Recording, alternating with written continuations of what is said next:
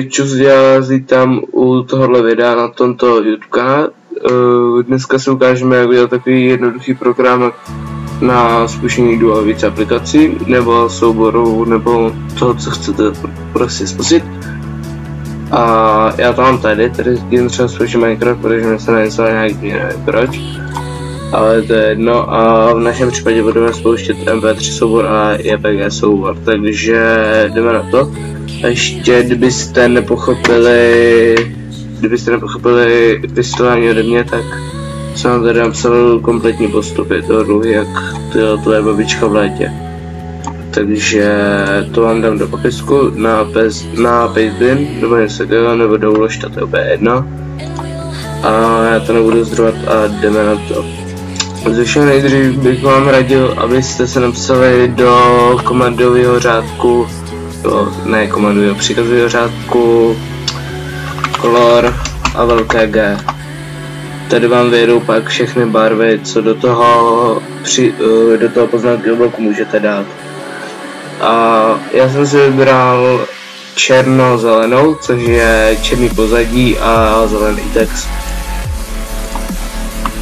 Já tam budu zdržovat, jdeme na to. Takže ze všeho nejdřív napište echo off.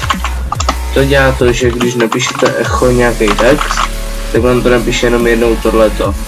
Ale kdybyste tady neměli tohle, tak vám to napíše dvakrát. A to nechcete. Tak, já udělám tohle. Echo. Tenhle a chceme, aby to spouštělo MP3. To si pojmenujte, jak chcete tady. Plus JPG. Program. A ještě příkazový řádek nabere diakritiku, takže háčky, čárky to nevezme. To vám ukážu, co to udělá. Takhle třeba.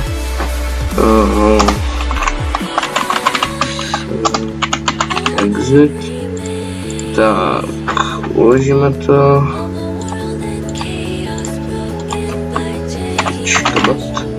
Kurva fixed píči. .bat a udělá vám to tohleto.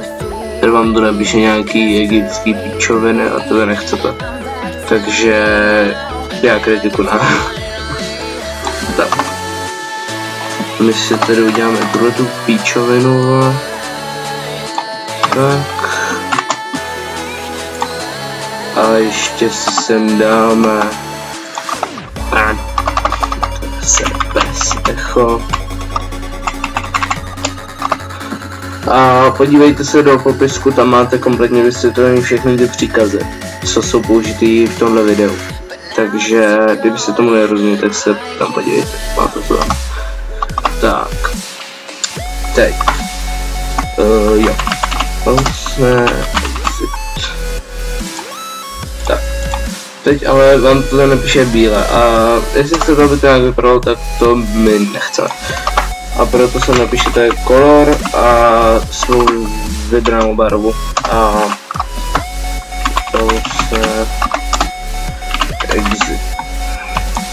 Tak, save a jde, teď to máte zeleně. Ale můžete sem dát třeba D, to myslím, že je červená, nejsem si ale jistý, ale asi jo, nevím, ne, tak ne. Vidíte, prostě se to změní podle toho, co tam nepíšete běžně.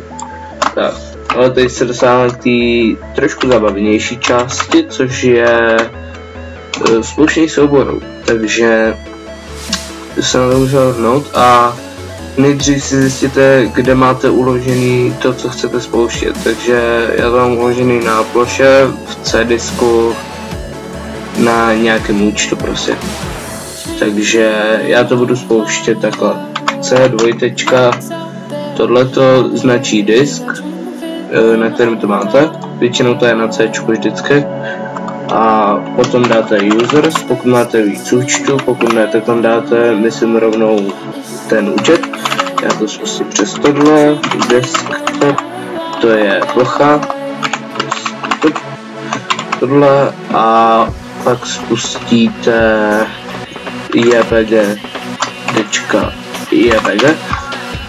To je, jaký je to typ souboru nebo formát. Nevím, jestli to musí být vždycky, ale obrázcích, jo. A v MP3 souborech taky. A tuhle tu píčovinu uděláte tak, že dáte pravý Alt F2. Takže tak. Tohleto user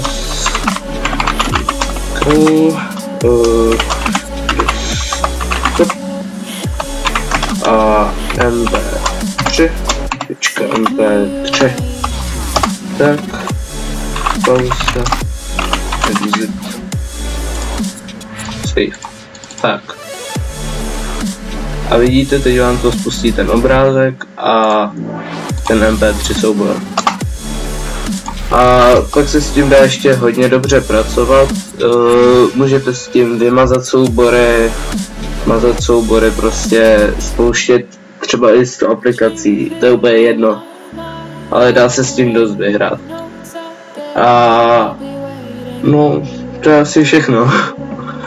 Tohle to jsem vám chtěl teda ukázat, to je takový základ a asi tak no. Ještě vám můžu ukázat, co jsem dělal a je to takový pokročilejší trošku, takže to vám ukážu. Jestli mi spustí start, tak, mám to v CSku, users. Vidíte, tady to máte Cčko, users, reky, to je ten druhý účet. A tady už mám nějaký ty programy, takže tady mám třeba Minecraft a Chrome najednou. Takže to můžeme spustit, to se sem přesunu. Tak, vidíte, a tohle se z toho pak už dá udělat a napíše vám to, že to spouští všechno. Píčoviny prostě. Tak. Já to přesunu zpátky. Tak. A tohle to by bylo asi všechno a doufám, že vám to pomohlo a ještě jednou vám řeknu, podívejte se do popisku, tady máte kompletní postup. Já jsem to hodinu, takže doufám, že vám to pomůže a jo. Takže já vám děkuji, že jste se dívali a u dalšího videa čus.